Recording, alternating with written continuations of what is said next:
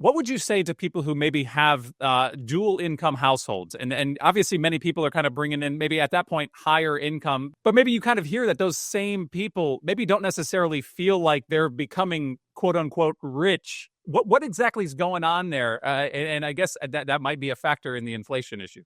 There's a term, I forgot, I think the Wall Street Journal just ran something, but this is a coin term from some time ago. High earners, not rich yet, or Henry is what that spells. And those are people, those are those dual incomes that you're talking about, where maybe they're making over 200,000 a year in a household.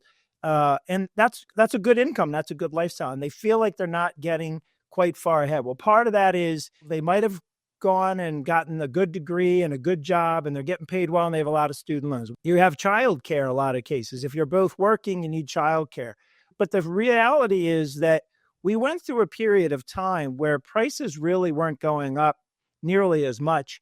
Inflation in the last 10, 15 years has gone up significantly, but it's really happened more recently. So this is the challenge of lifestyle creep, is not everything goes up the same way.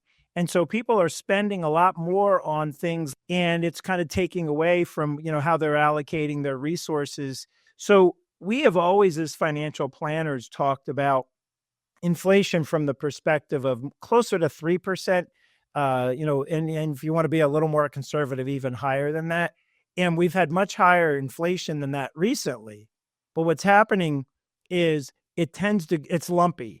You have little or lower inflation, and then you have really high inflation, and it takes a while to come down, and some things go up more dramatically.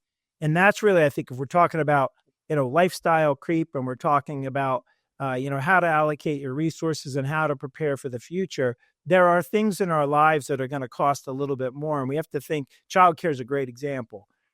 That's something that'll be there for a few years, but it won't be there for the rest of your life. So that is something where if you can get through that window of time, say, what am I going to do with that excess income, because I won't have to spend that money 5 years from now, versus letting lifestyle creep say 5 years from now, I'm going to have all this money to spend and I'm going to go buy another house or do something like that.